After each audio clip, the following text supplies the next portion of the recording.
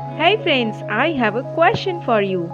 Should we only focus to make our work realistic, to make our object 3D, or we should add some artistic value in our work, in our sketching or painting, whatever we are doing? Comment below your thoughts, your answer, and watch this video to know my thoughts. Today, I'm going to make a realistic eye drawing, eye sketching in a very loose way with charcoal. So let's begin.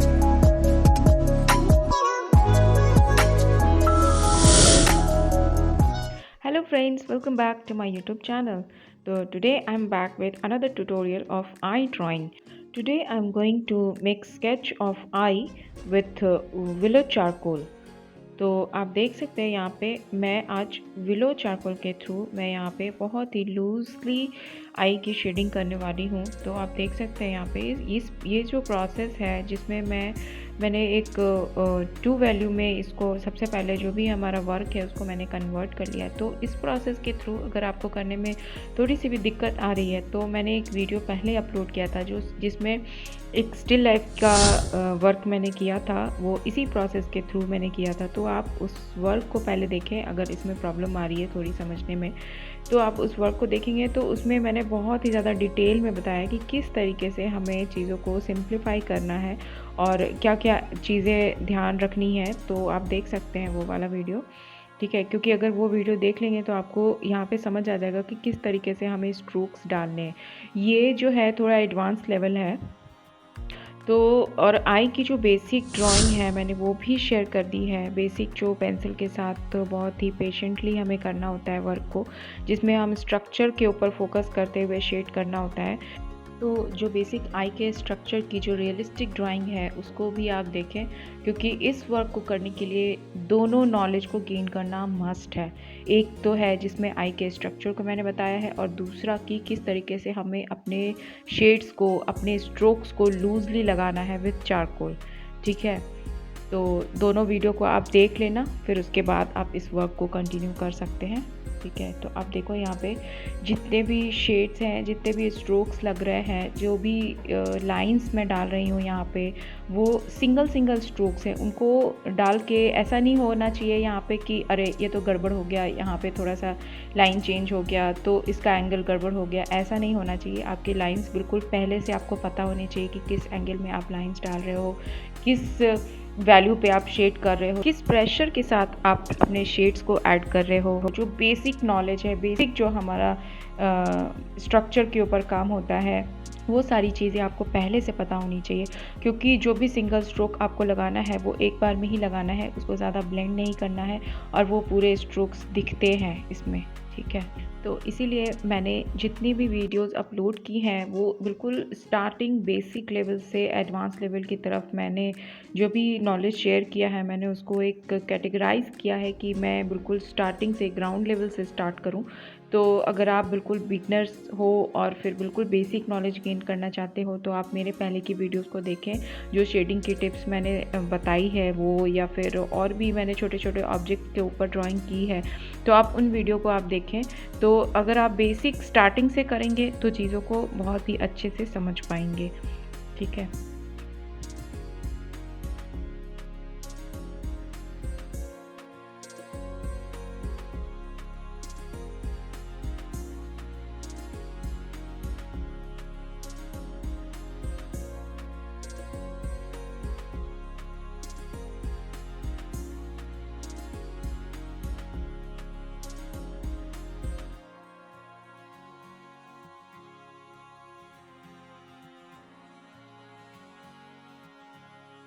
अब यहाँ पे मैंने second I को लिया है। आप देख सकते हैं यहाँ पे भी मैं उसी तरीके से सिंपल 2 वैल्यू में पहले जो भी आपको बस अपने आईज़ को थोड़ा सा ब्लर करके, थोड़ा सा स्क्विंट करके आपको देखना है अपने ऑब्जेक्ट को, उसको 2 वैल्यू में पहले आपको विजुअलाइज करना होगा आपको अपने ऑब्जेक्ट को कि जो एक डार्क एरिया है और एक लाइट एरिया है।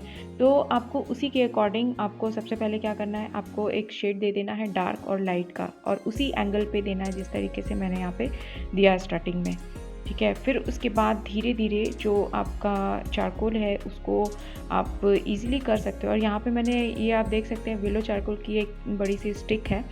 इसको इसके थ्रू शेड करना मुझे बहुत ही अच्छा लगता है, बहुत कंफर्टेबल लगता है, क्योंकि इसमें क्या होता है, एक प्लस पॉइंट है कि आप इसको टिप से भी कर सकते हो और इसके उसको बीच में से ब्रेक करके आप इसको हॉरिजॉन्टली भी आप इस पर घिसना जिसको बोलते हैं, मतलब आप इसको हॉरिजॉन्टली घिस के और आप इसमें शेड ऐड कर सकते हो। तो जब उस तरीके से हम घिसते हैं ना, तो वो एक लार्ज एरिया को कवर करता है सिंगल वैल्यू में। तो उससे क्या होता है ना कि वो एक सिंगल वैल्यू दे देता है एक पर्टिकुलर प्लेस पे जहाँ पे हमें लाइट देना है, मिडिल टोन जहाँ पे, उसको आप बोल सकते हैं कि जहाँ पे हमें मिडिल टोन देना है वहाँ पे मैंने एक पूरा उसको घिस दिया हॉरिजॉन्टली। और जहाँ पे थोड़ा सा डार्क करना है तो उसके टिप से मैंने वहाँ पे थोड़ा सा डार्क कर दिया। तो वो बहुत ही ईजिली कंफर्टेबली हो जाता है और जल्दी हो जाता है, फास्ट हो जाता है। बीच बीच में यहाँ पे मैंने ब्लेंडिंग स्टम्प का भी यूज़ किया है ब्लेंड करने के लिए, जहाँ पे मुझे बिल्कुल फ्लैट वैल्यू चाहिए या फिर एक ब्लेंडेड स्मूथ फिनिशिंग चाहिए, जहाँ पे वहाँ पे मैं ब्लेंडिंग स्टम्प के थ्रू, मतलब आप शेड भी कर सकते हैं। ब्लेंडिंग स्टम्प के थ्रू कैसे शेड करना है इसकी भी वीडियो मैंने डाली है, जहाँ पे आपको बिल्कुल इवन टोन देना है, इवन वैल्यू देनी है, सिंगल टोन देना है, तो उसको आप ब्लेंडिंग स्टम्प के थ्रू भी अप्लाई कर सकते हो। जैसे चारकोल के टिप को थोड़ा सा पॉइंटेड बनाने के लिए आप थोड़ा सैंड पेपर से उसको रब करके और फिर जो भी पाउडर निकलता है तो उस पाउडर को आप सेव कर सकते हैं और उसी पाउडर का आप यूज़ कर सकते हैं ब्लेंडिंग स्टम्प के थ्रू चारकोल को अप्लाई करने में। तो मैंने उसी तरीके से बीच बीच में कहीं कहीं पे किया है। और फिर लास्ट में फाइनल डिटेलिंग के लिए जहाँ पे मुझे थोड़ा जैसे आईब्रो का पार्ट हो गया और फिर आई लैशेज़ का पार्ट हो गया यहाँ पे, या फिर जहाँ पे भी मुझे डार्केस्ट वैल्यू देनी है वहाँ पे मैंने चारकोल पेंसिल का यूज़ किया है। अब मैं यहाँ पे थर्ड आई को ले रही हूँ। तो आप देख सकते हैं प्रोसेस वही है सेम, इसी तरीके से जैसे मैंने अभी किया था। टू वैल्यू में पहले कन्वर्ट कर लिया, एक डार्क वैल्यू, एक अपने आइज़ को स्क्वीन करके आप देखो इसमें कि कौन सा पोर्शन डार्क है और कौन सा पोर्शन लाइट है। आपको बिग शेप्स में आइडेंटिफाई करना, विजुअलाइज करना ईजी हो जाएगा। जैसे मैंने एक जो पिक्चर को एक पोर्ट्रेट बनाया था, इसके पहले मैंने उसमें बताया था कि किस तरीके से अपनी इमेज को ब्लर करना है और उसको हमें बिग शेप्स में उसको विजुअलाइज करना है। अगर विजुअलाइज करने में थोड़ी प्रॉब्लम आ रही है तो इस वजह से थोड़ा लॉन्ग टाइम के लिए हम करना थोड़ा मुश्किल हो जाता है, तो इसलिए मैंने एक ऐप के थ्रू करके बताया था। लेकिन जब आप जल्दी जल्दी कर रहे हैं, रैपिड कर रहे हैं, थोड़ा स्टडी कर रहे हैं, जहाँ पे आपको विजुअलाइज करना है जल्दी जल्दी, तो यहाँ तो फिर तो आपको प्रैक्टिस होनी ही चाहिए अपने आइज़ को स्क्वीन करके अपने ऑब्जेक्ट को देखने की। या फिर अगर आप लाइव वर्क कर रहे हैं तो लाइव में तो आप बार बार ऐप के थ्रू उसके पिक्चर को क्लिक करके नहीं देखेंगे, तो इसीलिए अपने आइज़ स्क्वीन करके आप अपने ऑब्जेक्ट को देखें, उसको विजुअलाइज करें टू वैल्यू में। ठीक है, क्योंकि जब आप इस तरीके से स्क्वीन करके देखते हैं तो आपको ईजी हो जाता है उस चीज़ों को बिग शेप्स में विजुअलाइज करना। ठीक है, तो इसके लिए तो उस वैसा करने से ना बहुत इजी हो जाता है अपने ऑब्जेक्ट के एंगल को समझना, ऑब्जेक्ट के वैल्यू को समझना। ठीक है,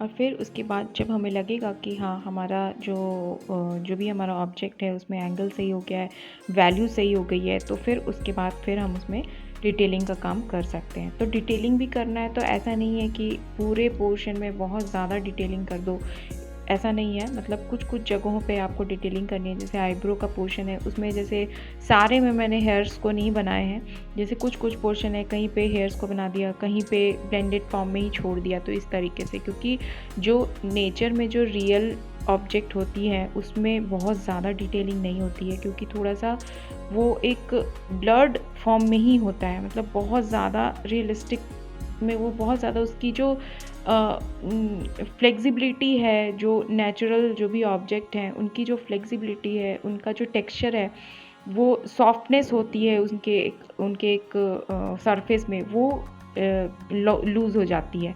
तो इसीलिए बहुत ज़्यादा डिटेलिंग हर पार्ट में बहुत ज़्यादा डिटेलिंग नहीं करनी है, और हमें देखना है कि किस पोर्शन में, मतलब अपने रेफरेंस को देखते हुए चलना है और फिर उसके अकॉर्डिंग काम करना है।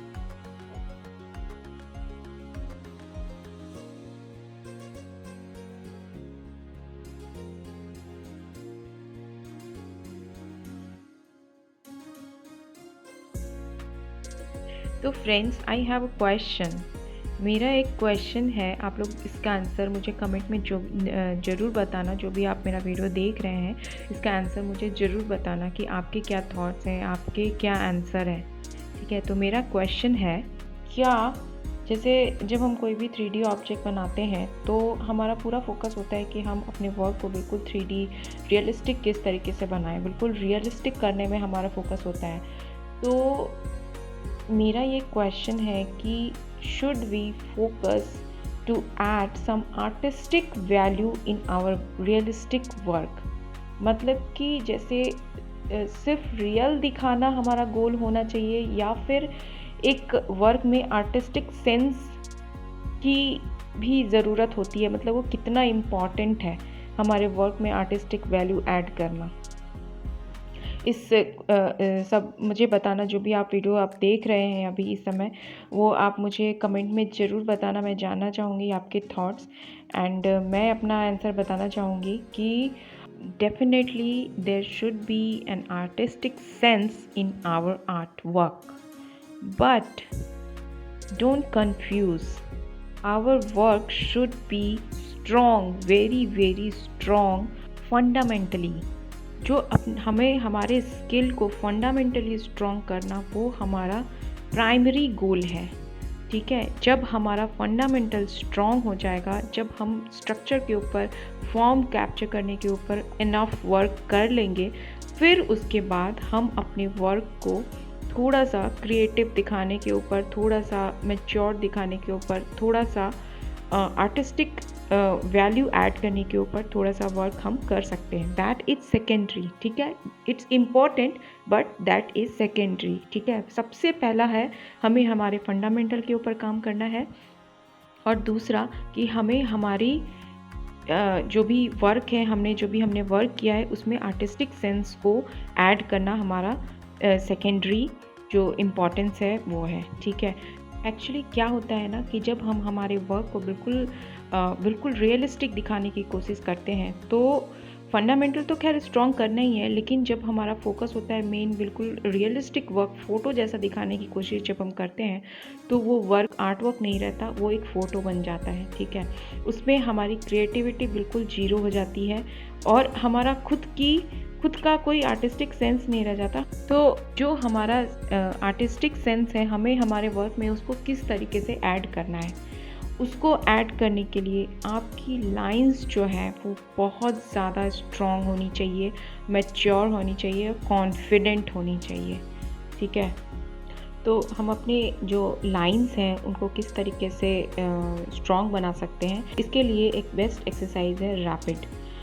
उसमें क्या करना है, हमें कुछ ड्यूरेशन पे, कुछ टाइम ड्यूरेशन पे हमें जल्दी अपने ऑब्जेक्ट को देखना है, उनको जल्दी ड्रॉ करना है, उनकी स्केचिंग करनी है। उसमें वैल्यू ऐड नहीं करने हैं, सिर्फ उनमें लाइंस के थ्रू हमें उनकी स्केचिंग करनी है जल्दी। मतलब एक टाइम ड्यूरेशन आप डिसाइड कर लो, 1 मिनट का या फिर 5 मिनट्स का।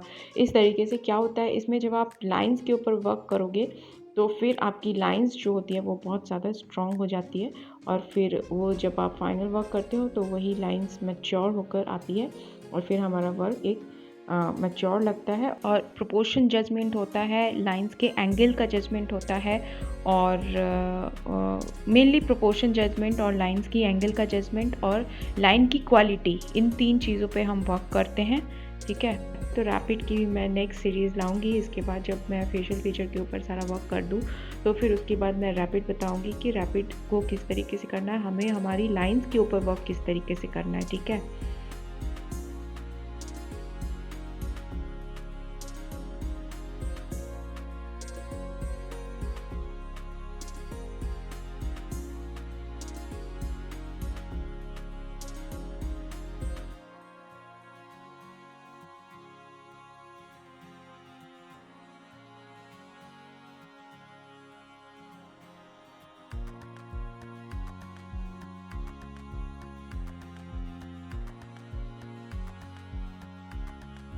तो फ्रेंड्स, आई होप कि आपको मेरा ये वर्क अच्छा लगा हो। मैंने इतनी सारी आइज़ की जो स्केचिंग करी है वो अच्छा लगा हो, तो आप मुझे कमेंट में ज़रूर बताना।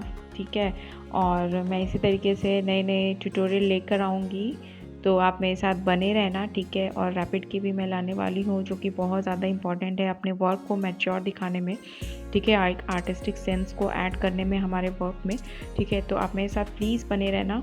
और मेरे इस वीडियो को, अगर आपको मेरा वर्क अच्छा लगा हो तो प्लीज़ मेरे इस वीडियो को शेयर ज़रूर करना, ताकि ये और लोगों तक भी पहुंच पाए, ठीक है। और अगर आपको अच्छी लगी हो तो प्लीज़ एक लाइक कर देना, और please subscribe my channel and share this video. Okay, तो फ्रेंड्स चलो मिलते हैं नेक्स्ट वीडियो में, तब तक के लिए bye bye and thanks for watching my video. Keep watching, keep sharing.